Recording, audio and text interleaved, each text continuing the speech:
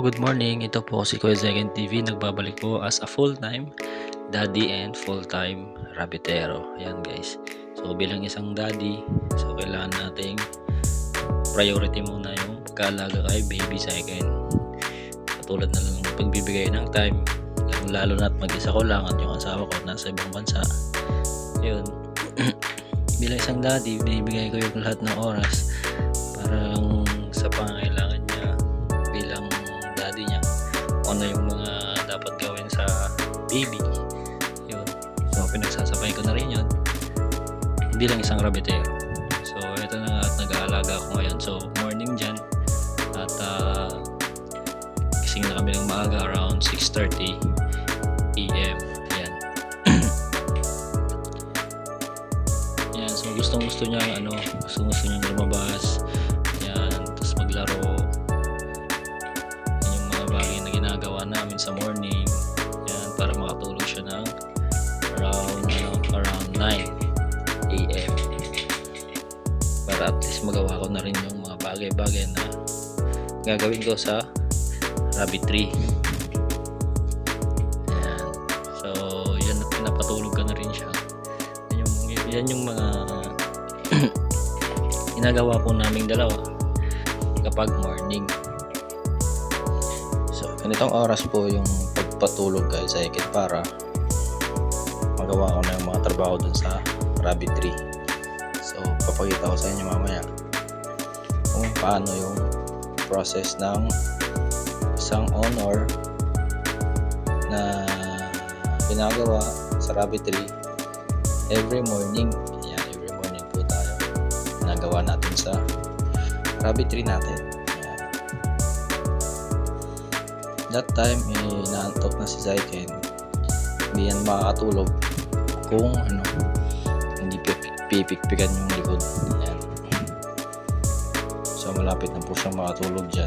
Parang siguro mga 9:30. Ayan.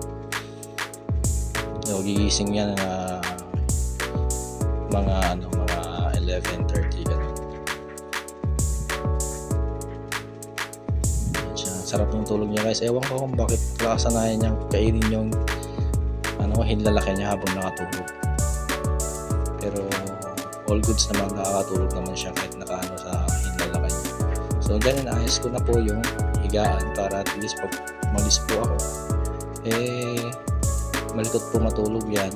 May mga safety kahit wala po ako, kahit magtatumbling po siya yan, safe po siya.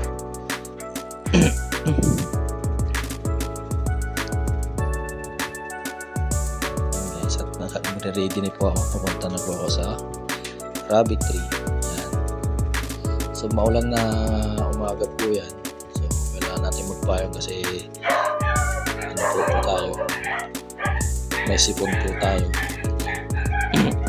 So dito nga po pala sa rabbitry, pinayaran po sa akin yung lugar na bayaw ko. Yan. So agad ko kasi mas malamig, mas tahimik. Ganyan naman po yung gusto ng mga rabbits, yung malamig tsaka tahimik, lalo na pag buntis po sila. Yan po yung mga rabbit natin. So meron po tayo total of 9 rabbits. Iba po yung mga babies, mga kids rabbits. So yung mga kids rabbits po nasa 20 kids. Yan. So 1 week old na po sila. So that time po nagbibigay po ako ng tubig muna. Yan.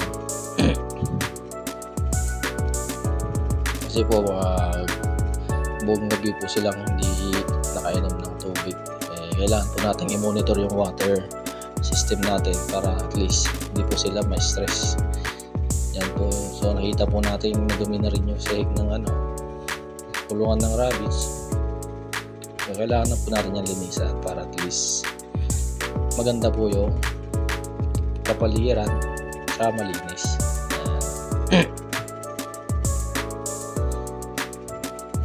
So nilinisan ko na nga yan guys para maging mabango rin yung natin. Hindi naman siya mabaho kasi lagi naman siya nalilinisan, tsaka hindi po mabaho yung kain ng rabbits. So shout out kay Jimbo, yan naliligo pa nga guys. So pasensya na po kayo, nakuha camera. Yan.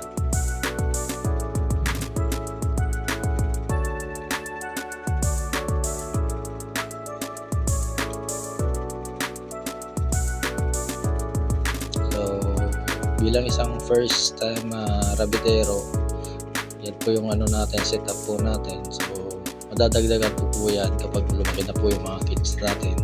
At sana maging healthy po lahat at saka maging malakas yung mga kids natin, guys.